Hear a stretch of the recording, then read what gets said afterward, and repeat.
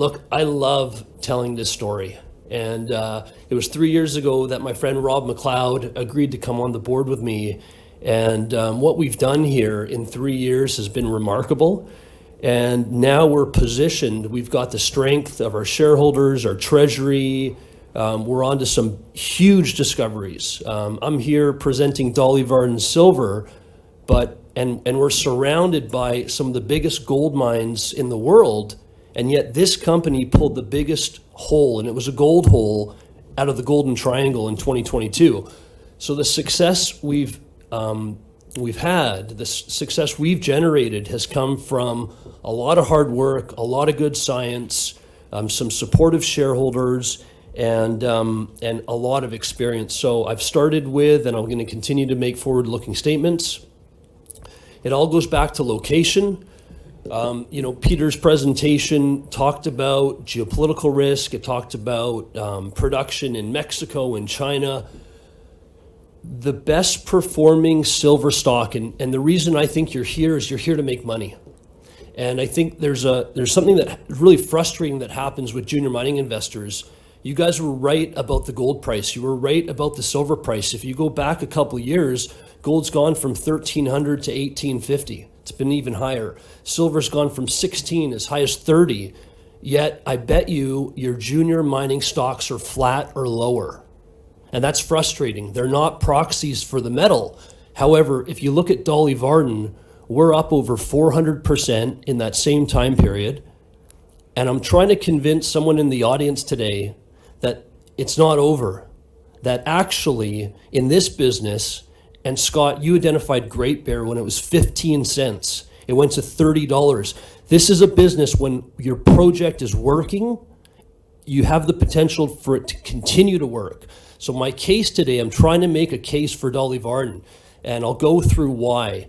But what's the plans that are happening in the Golden Triangle are not for this year, they're not for next year, they're for the next 100 years. And that's how we need to look at this industry. I was taught that by a young geologist in the front row last night at dinner.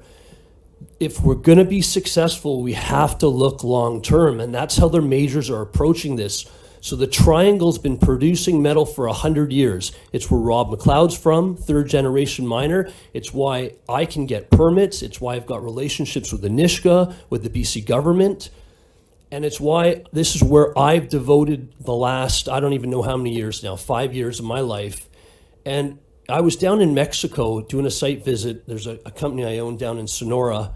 And I remember thinking, I don't want to put my energy here. I don't want to, the benefits of the work we do, I want this to impact BC. And that's why we're here. So lots of transactions led by Newcrest. Great companies like Skeena have really paved the way. We've got the right team. So this is a team that can explore, can develop. There's been a lot of takeovers by this group, a lot of money that's been raised. It's the right group of individuals. And I think we have the most fun in the business. It's one of the best offices to be a part of. It's somewhere I want to go every day. So what does it look like? Who are our shareholders? Who's supporting us? 90% of this company is held by shareholders that are giving me a chance to build a business. So this is a corporate that needs metal in Hecla. Hecla is a very supportive shareholder. I went out and raised $40 million last year. 10 million of that came from Hecla. They also own a large concession just adjacent to our property that you'll see. In addition to Hecla, we've got Eric Sprott. We've got Fury Gold Mines. That position was received through the divestment of a project. There's tremendous alignment there. And then 50% of the company is held by institutions, including Fidelity. So 90% of the company is in just a few hands. We've got some great analyst coverage. Michael Gray, who's been very good at identifying some early winners like Western Alaska or Skeena, is got coverage. Jordy Mark really gets the story. So I'd encourage you to reach out to them. I think one of our differentiators is we have a war chest. We've got 26 million in the bank, and this is the time. We're winning, we're hitting, we're going to put that money in the ground, and we're going to continue to produce the types of results we put out last year. So we're cashed up, no warrant overhang, stock looks good, great alignment.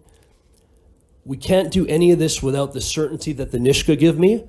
So the Nishka travel with me to Beaver Creek. They come with me to New York. They are our partner, a third of our workforce. They're our friends. Every time they come into the city, we get together with them. So none of this is possible without their allowing us and their certainty. A lot of people think of BC and they think, Shawn, you're up in the mountains of BC. It's expensive. There's no infrastructure. So there's a few points here. Look, this is the roads up. Highway 37 is one of the best highways I've ever driven. I wish the highways in the southern part of the province were as good. We've got hydroelectric power, so great infrastructure. I should mention this is a past producing project. And that tells me a lot of things. It tells me that I'm allowed to mine in this area. It tells me we can recover the metal from the rock, but it's just a small fraction of what we have today in resources and what we're looking to discover. And so these are the 7 deposits that make up the resource.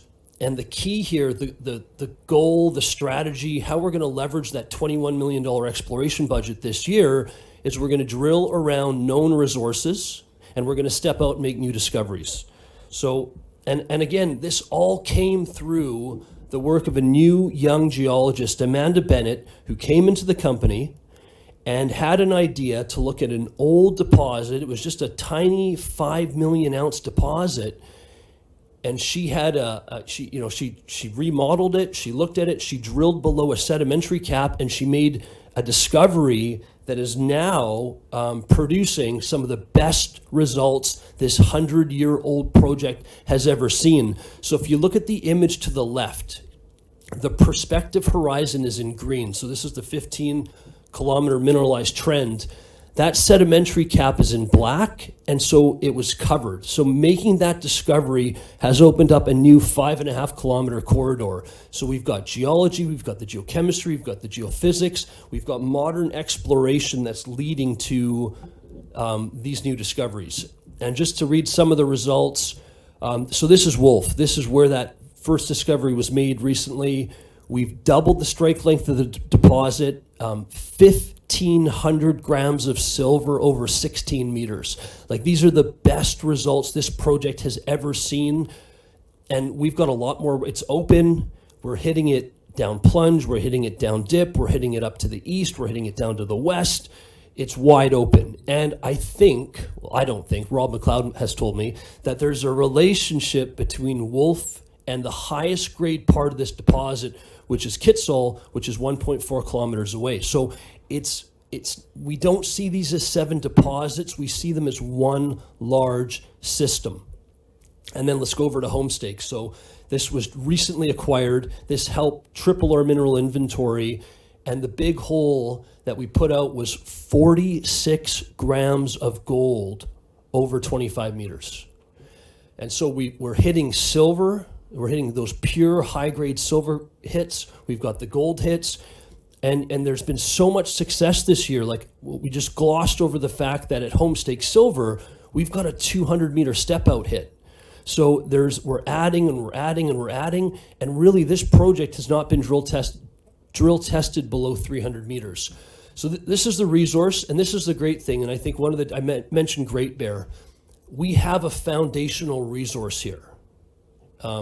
We've got, I got to be careful how I talk about this, but I'll put it in this way. We've got close to 50 million ounces silver equivalent indicated and close to 90 million ounces silver equivalent inferred.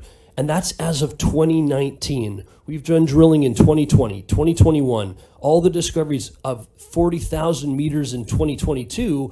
These numbers will increase. So again, we're cashed up. We're going to hit the field in May. I appreciate your time. Thank you.